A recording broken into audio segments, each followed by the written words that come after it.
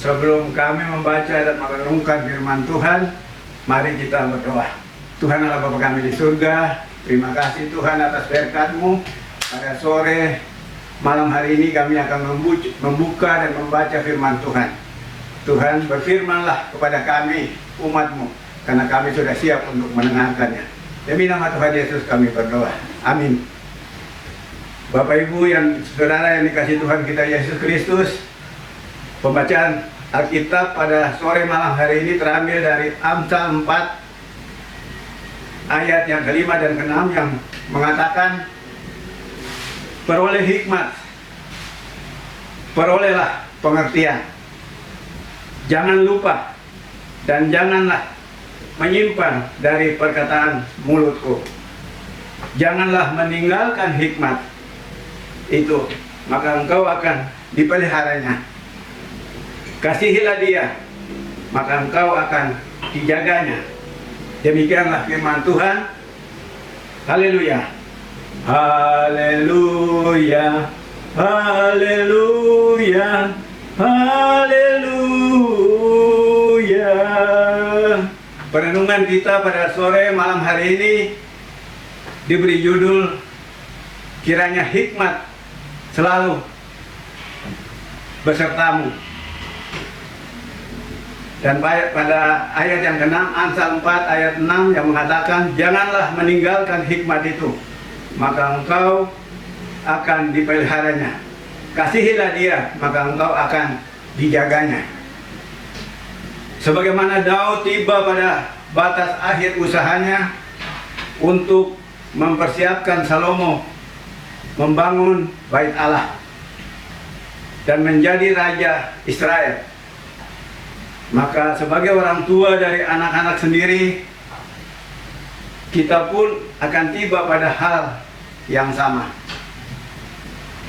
Akan tiba saat ketika kita hanya mampu memandang anak-anak dari dalam rumah, sementara mereka berjuang menjawab tantangan pekerjaan atau studi,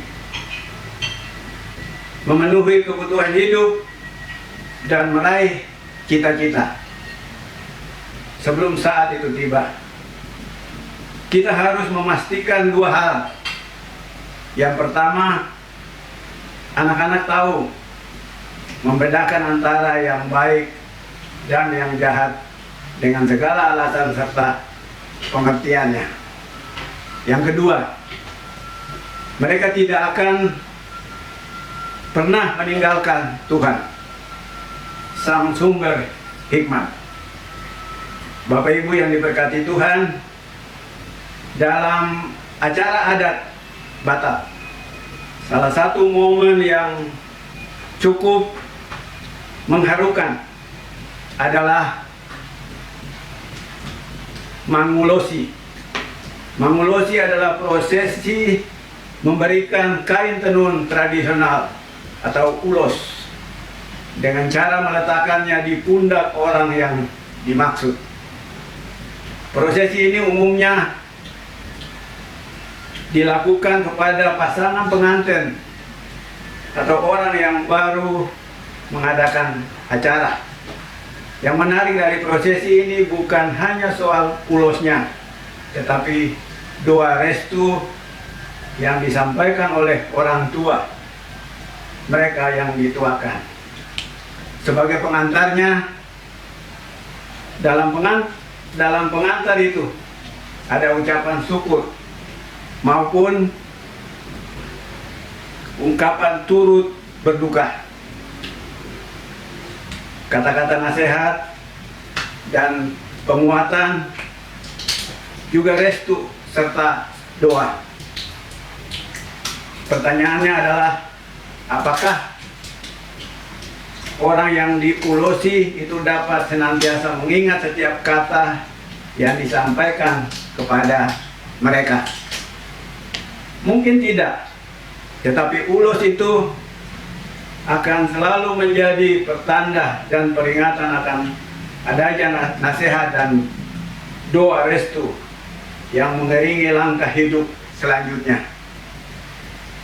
Kita mungkin bukan orang Batak yang menjiwai makna ulos sedemikian rupa. Namun demikian, setiap kali melihat ulos dimanapun, ingatlah bahwa dalam setiap keluarga ada pengajaran bijak yang tidak boleh ditinggalkan, bahkan harus dilestarikan supaya hidup kita baik turun temurun. Bapak Ibu yang diberkati Tuhan, di dalam Amsal 28 ayat 22 yang mengatakan, orang yang kikir tergesa-gesa mengejar harta dan tidak mengetahui bahwa ia akan mengalami kekurangan. Orang yang kikir berarti dia tidak mengandalkan Tuhan, tetapi dia mengandalkan harta dan cinta akan harta. Orang yang kikir khawatir akan hartanya diambil orang, khawatir akan hartanya dibagi-bagi kepada orang miskin, dan khawatir akan pencuri yang datang pada waktu malam untuk mengambil hartanya, dan seterusnya, dan seterusnya.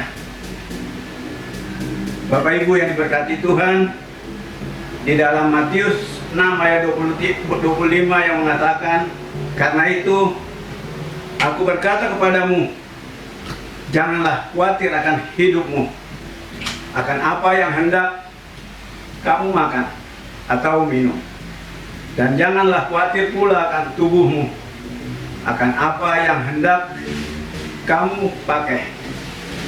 Bukankah hidup itu lebih penting daripada pakaian?